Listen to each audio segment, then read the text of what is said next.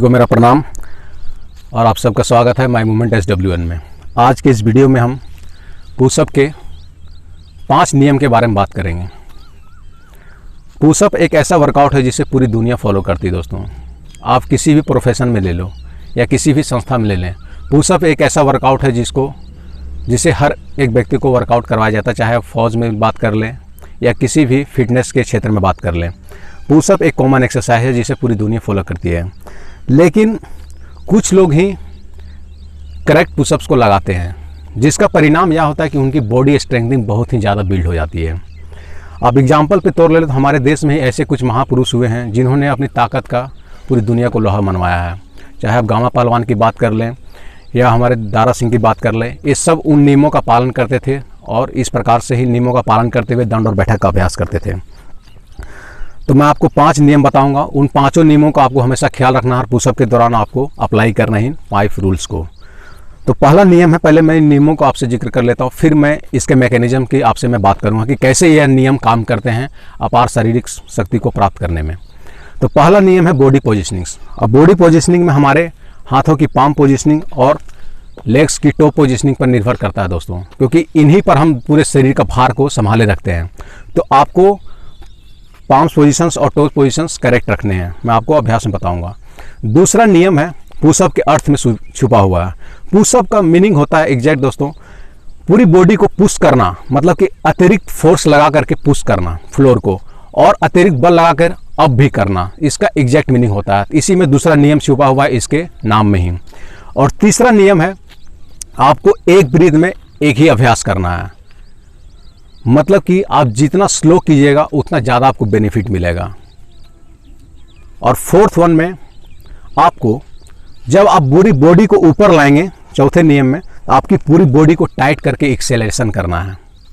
अब मैं आपको अभ्यास करके बताता हूं और इन नियमों का रीज़न बताता हूं कि क्यों ज़रूरी है ये 5 नियम, और 5वां नियम मैं आपको अंत में बताऊंगा। तो फर्स्ट नियम, palms positions and toe positions.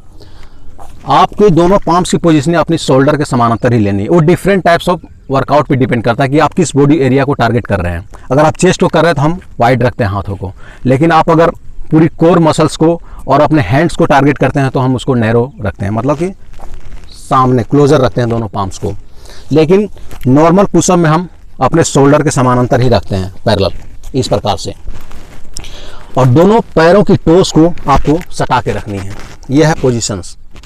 और ख्याल रहे आपकी पांच पोजिशंस और आपके शोल्डर में, आपके नीज और शोल्डर में पूरा एक स्ट्रेट लाइन होना चाहिए, ये आप ख्याल रखिए। इस प्रकार से ये है पाम्स पोजिशनिंग्स।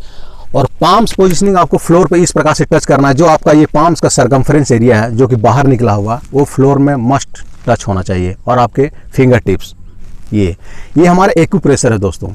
इस प्रकार से जब टच करके हम अतिरिक्त फोर्स लगाते हैं तो हमारी बॉडी का, आप इस प्रकार समझिए कि आप एक रस्सी का गुच्छा लिए हैं, उसमें 4-5 रस्सियों को बांधे हुए हैं।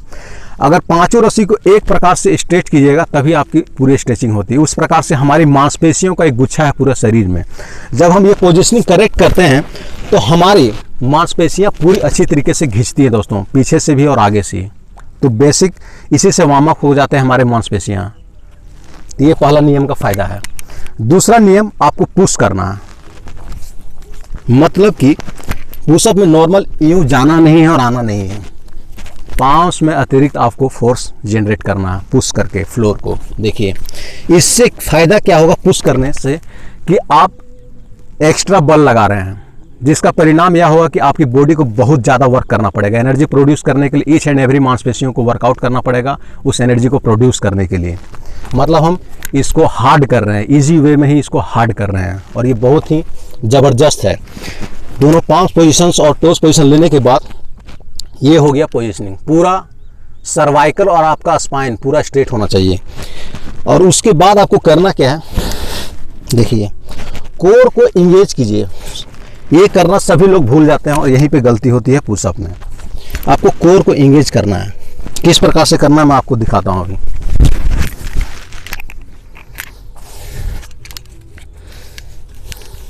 ये हो गया पोजीशंस, पूरी बॉडी स्ट्रेट। एक्सेल करके आपको कोर को अंदर की ओर पुश करना है, मतलब पीठ को ऊपर उठाना है। ये हो गया। अब पुश करते हुए आपको जाना है नीचे।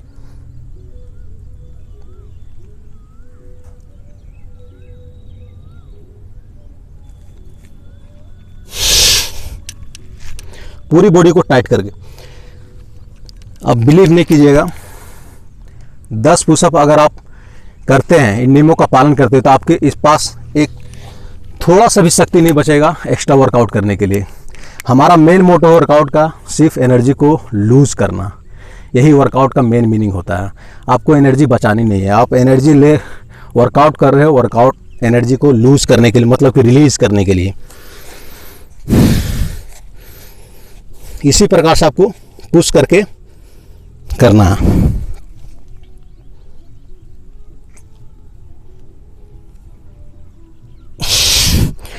अब मैं 5वें नियम की आपकी बात करता हूं आपसे। 5वां नियम में आपको क्या करना है, लोग करते हैं क्या कि अगर आपको लोअर बॉडी को ज़्यादा इंगेज करना, मतलब कि कमर से निचले हिस्से को, तो आप क्या कीजिएगा, थोड़ा नी को बेंड कर दीजिएगा इस प्रकार से, पूरा स्ट्रेट नहीं। इससे आपके नी पे अतिरिक्त जोर पड़ेगा और जॉइंट्स में प्रॉब्लम आ सकती है। इस प्रकार से हल्का बेंड, ये और ऊपर आए इतना ही तक उठाना शरीर को, आपका ये भी नहीं बेंड रहना चाहिए। ऐसा इसलिए मैं बोल रहा हूँ क्योंकि जब अतिरिक्त पुशिंग पावर लगा रहे हैं, उससे आप देखिए हमारा बॉडियों का भार जो है ना, वो जॉइंट्स पे डिपेंड करता है। जॉइंट से ही डिस्ट्रीब्यूट होता है हमारा बॉडी का वेट। अगर इस एरिया को आपको टारगेट करना है तो इसको लूज करना पड़ेगा, ताकि यहीं तक स्ट्रेनिंग हो काफ मसल्स में। अगर इसको आप टाइट कर देंगे तो दोनों तरफ से आपका जोर नी पे पड़ जाएगा और वो एक पेन में तब्दील हो जाएगा दोस्तों। तो ऐसा आपको नहीं करना है।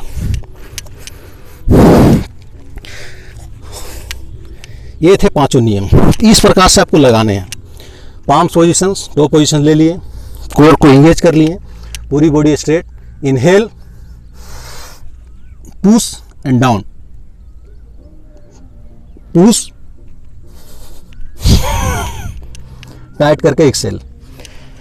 टाइट करके एक्सेलेशन से फ़ायदा यह होता है कि आपकी बॉडी में जितने भी गंदगी पदार्थ प्रोड्यूस होते हैं वर्कआउट के दौरान, वो निकल जाते हैं। जैसे कि आप कपड़े को धो रहे हो, आपको भिगो करके आप उसको निचोड़ते हो, तो अंदरूनी से अंदरूनी गंदगी बाहर निकल जाती है। उस प्रकार हमारे शरीर में भी काम करता है वही मैकेनिज्म। जैसे ही आप टाइट करके एक्सेल करोगे तो each and every dirty particles आपके बाहर निकल जाते हैं श्वास के थ्रू। ये थे करने के तरीके। अब मैं आपको 5 रिपीटेशन का एक वर्कआउट इसका एक सेट करके लगा के दिखा देता हूँ। Body positioning, bend your knees, engage your core, now push.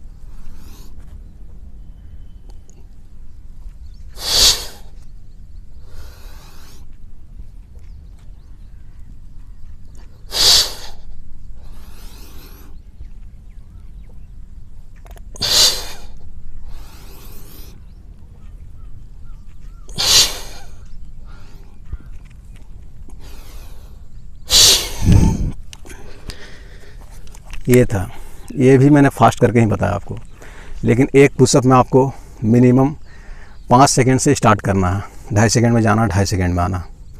उसके बाद आपको बढ़ाते जाइए, जितना देर तक बढ़ा सकते हैं आप अपने इस टाइमिंग को, उतना ज़्यादा आपको लाभ मिलता है।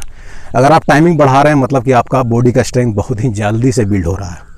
ये आपका देखने का तरीका है कि आपकी बॉडी में स्ट्रेंथिंग आ रही है कि नहीं आ रही है।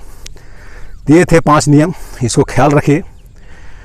और आप 100 लगाइए, 1000 लगाइए, इससे मतलब नहीं सिर्फ, लेकिन आप इस नियमों का पालन करते हुए बस 10 लगा लीजिए, आपकी एनर्जी में, आपकी बॉडी में एक भी एनर्जी नहीं बचेगी।